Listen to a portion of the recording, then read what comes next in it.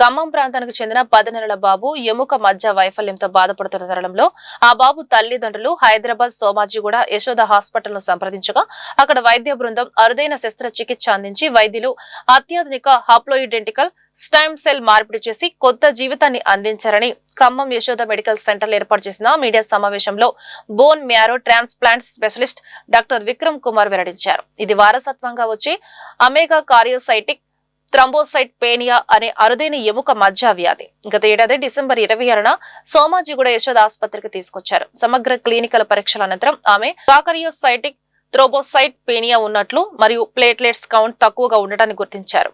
శస్త్రచికిత్స పూర్తి చేసుకున్న చిన్నారితో వైద్య బృందం నిర్ధారణ అయిందని, ఇది తీవ్రమైన థ్రోబోసైట్ పేనియా, రక్తస్రావం, ప్రమాదంతో కూడిన అరుదైన వారసత్వంగా వచ్చి ఎముక మధ్య వైఫల్యం రుగ్మతగా గుర్తించి తండ్రి మూల కణాలను ఉపయోగించి హాప్లోయిడెంటికల్ స్టెమ్ సెల్ ట్రాన్స్ప్లాంటేషన్ విజయవంతంగా నిర్వహించారు. హాస్పిటల్ సోమాజిగూడలో హెమటాలజిస్ట్ అంటే రక్త సంబంధిత వ్యాధుల నిపుణునిగా పనిచేస్తున్నాను.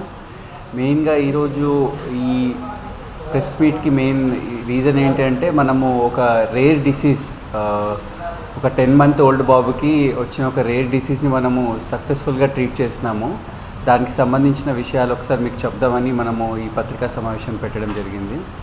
సో మనకు ఒక నవంబర్ ఆ టైంలో మనకు ఒక 10 month బాబు మన దగ్గర కన్సల్టేషన్ కోసం వచ్చాడండి. ఆ టైంలో ఆ బాబు వచ్చినప్పుడు మనకేంటంటే ఆ బాబుకి నోట్లో నుంచి ముక్కులో నుంచి బ్లీడింగ్ రావడము, వాళ్ళ ఇంటి దగ్గర టెస్ట్ చెక్ చేసినప్పుడు ప్లేట్లెట్ కౌంట్స్ ఏవైతే 1 lakh ఉండాలో అవి బాబుకి 10,000 అలా ఉండేవన్నమాట.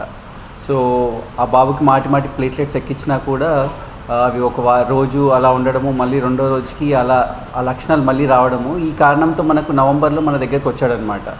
సో మనము ఎందుకు ఇలా ఉన్నాయి అని చెప్పేసి జెనెటిక్ టెస్ట్లు, బోన్ మ్యారో టెస్ట్ చేసిన తర్వాత ఆ బాబుకి ఒక అరుదైన వ్యాధి, దాన్ని కంజెనైటల్ అమేగా కార్యోసైటిక్ థ్రంబోసైటోపెనియా అంటారనమాట. అంటే ఏంటంటే మనకు ఈ శరీరంలో రక్తం తయారు చేసే ఒక సిస్టమ్ ఉంటుంది, దాన్ని బోన్ మ్యారో అంటాం అనమాట.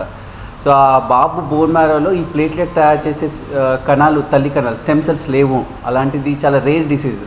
మనకు ఇప్పటివరకు ఓన్లీ ఒక 100 to 150 మాత్రమే అలాంటి కేసెస్ రిజిస్టర్ అయి ఉన్నాయన్నమాట.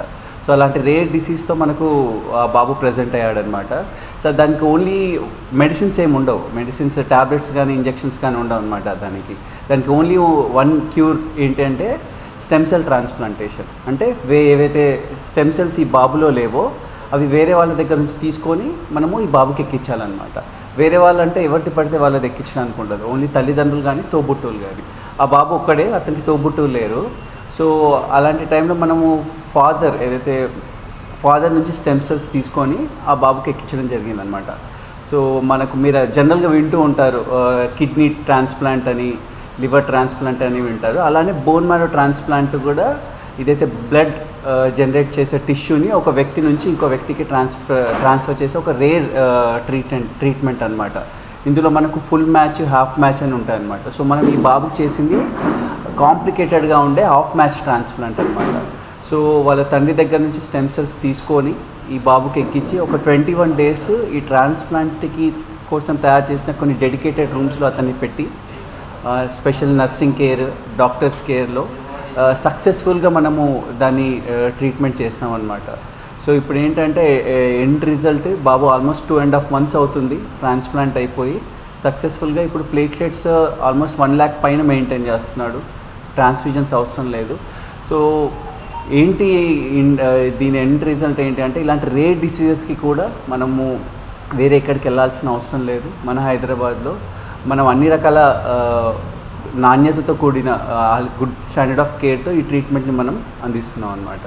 సో ఇలాంటి డిసీజెస్, ఇలాంటి ట్రాన్స్ప్లాంట్ అనేది ఓన్లీ ఈ వ్యాధికే కాదండి, బ్లడ్ క్యాన్సర్స్, లేదంటే plastic anaemia, thalassaemia, sickle cell anaemia, వీటికి కూడా చేస్తాం అనమాట. వీటన్నిటిలో కూడా రక్తం ఉత్పత్తిలో ఏదైతే